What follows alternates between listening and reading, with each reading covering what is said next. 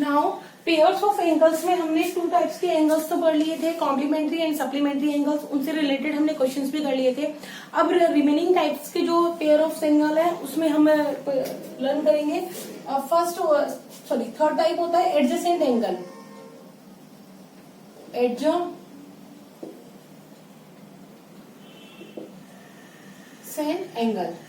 Adjacent angles कौन से होते हैं?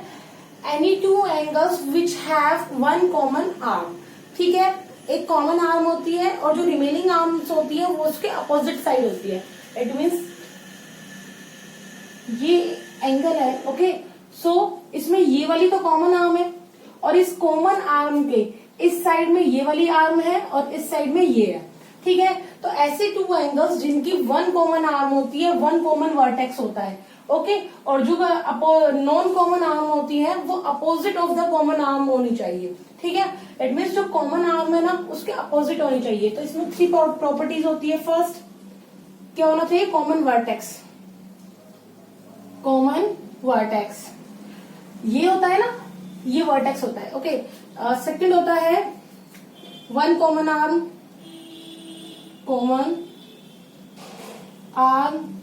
एंड थर्ड होता है नॉन कॉमन आर्म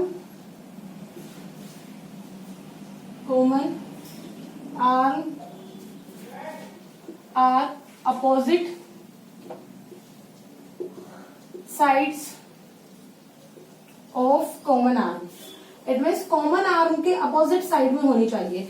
तो एडजेसेंट एंगल होने के लिए हमारे पास ये 3 कंडीशंस होती है, ओके। फोर्थ टाइप का एंगल आता है आपके पास लीनियर पेयर। लीनियर पेयर जो एंगल होता है ना उसमें आपको बस एक चीज याद रखनी है, ये फोर्थ होता है लीनियर पेयर। लीनियर पेयर में क्या होता है? ऐसा एडजेसेंट एंगल्स जिसमें नॉन कॉमन आर्म है ना वो एकदम अपोजिट होनी चाहिए। ठीक है, एकदम अपोजिट आर्म होनी चाहिए, ये लाइक एज दिस। तो ये हमारा क्या बन जाता है? Linear pair. ठीक है, इट मीन्स इसे हम सप्लीमेंट्री एंगल भी बोल सकते हैं। ठीक है, तो ये क्या हो जाएगा हमारे पास? लीनियर पेयर एंगल हो जाएगा। ऐसे एडजेसेंट एंगल्स जिसमें अपोजिट आर्म्स एक दूसरे के बिल्कुल क्या होती हैं? अपोजिट डायरेक्शन में होती है, तो वो हमारा क्या होता है? लीनियर पेयर वाला होता है। इसमें सप्लीमेंट्री एंगल भी इंक्लूड होता है। ठीक है, एंड थर्ड होता है हमारे पास वर्टिकली अपोजिट एंगल। थर्ड है vertically opposite angle. Vertically opposite angle में 2 इंटरसेक्टिंग लाइन होती है, ओके। सो वर्टेक्स के इस तरफ का एंगल इसके जस्ट अपोजिट ये वाला एंगल दोनों इक्वल होंगे। इट मीन्स अगर ये 30 डिग्री है then it is also 30 degree, और अगर ये हमारा 150 डिग्री है तो ये भी हमारा 150 डिग्री ही होगा, ओके। सो वर्टिकली अपोजिट एंगल्स क्या होते हैं? जो इंटरसेक्टिंग लाइन के अपोजिट साइड होते हैं, और ये एंगल्स ऑलवेज इक्वल होते हैं। ठीक है, अपोजिट एंगल्स इक्वल होते हैं। और जो ये लीनियर पेयर वाले बनते हैं ना, जैसे मैंने यहाँ पे लिखा, ये मैंने 40 डिग्री लिख दिया, तो ये वाला कितना आएगा? मैं 180 में से माइनस करके इसको निकाल सकती हूँ, ये आ जाएगा 140 डिग्री। ठीक है, तो ये हमारा वर्टिकली अपोजिट एंगल हो गए। अब हम क्या करेंगे? इसके क्वेश्चंस करेंगे, okay. So let's start questions.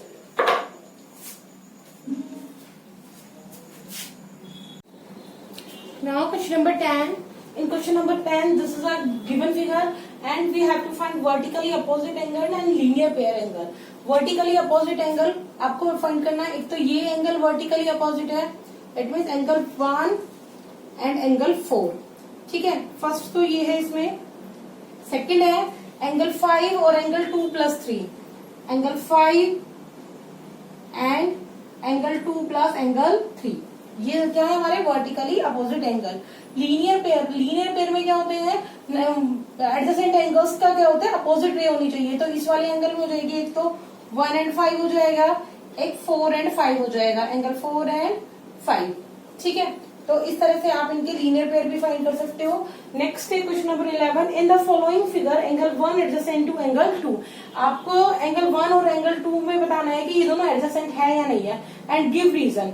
तो मैं आपको बता देती हूँ ये एडजेसेंट नहीं है, बिकॉज इसमें देखो कॉमन आर्म तो है, ये बात तो ठीक है, बट इनके वर्टेक्स सेम नहीं है। वर्टेक्स क्या है? इसका वर्टेक्स यहाँ पे है, इसका वर्टेक्स यहाँ पे है। ठीक है, so angle 1 and angle 2 are not adjacent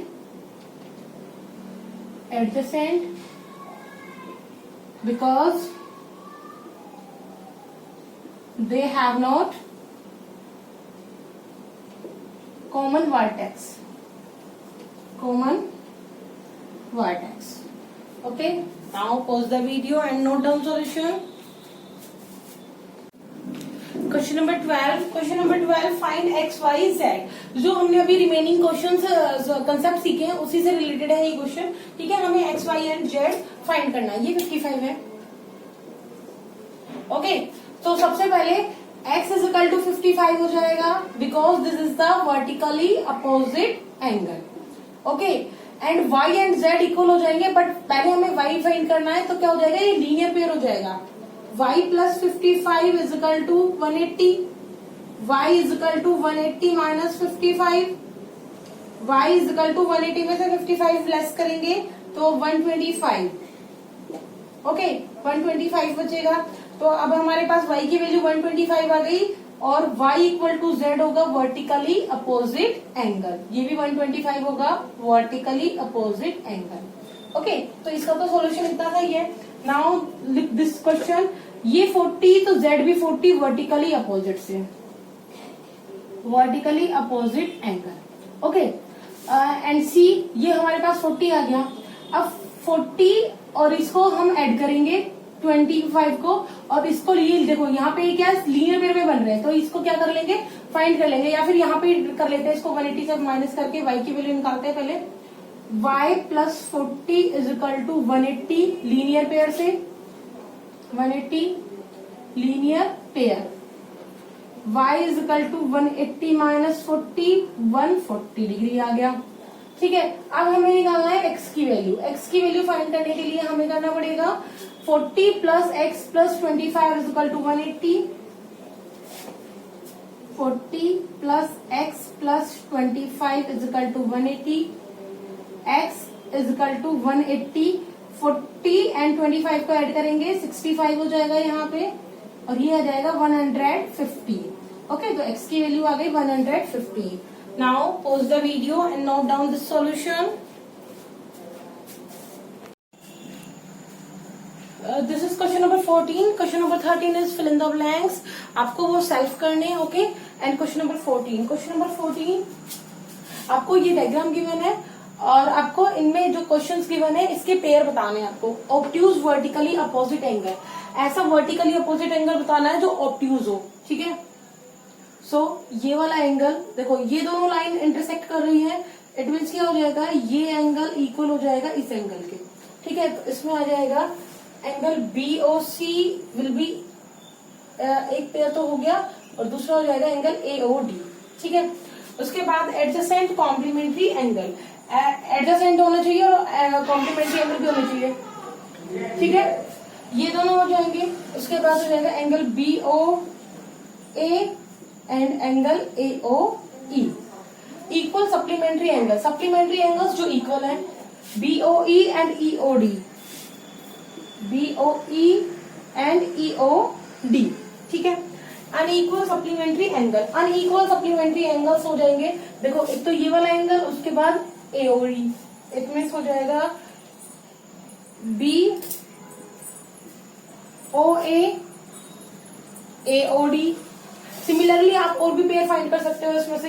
ठीक है, आप जितने पेयर फाइंड कर सकते हो।